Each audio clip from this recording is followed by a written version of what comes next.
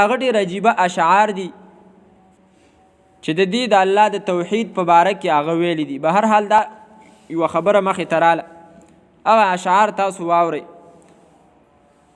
هغه وایي ربا واحدا ام الف رب ادین اذا تقسمت الامور.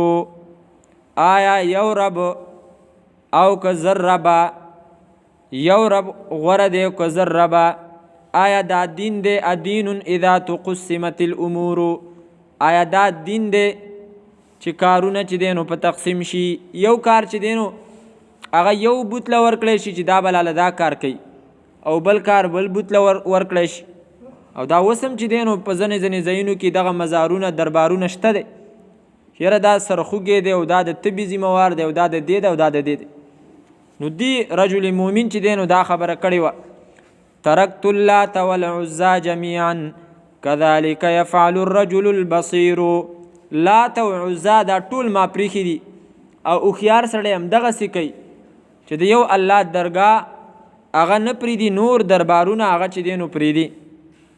او بیا فرمایي فلا عزا ازور ولا ابنتیها ولا صنمی بني غنم ازور.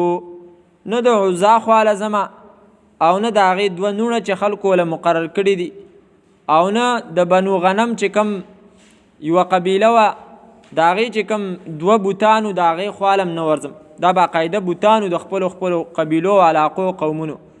او بیا فرمایي ولا هبلا ازور وکان ربا لنا فی الدار اذ حلمی صغیر.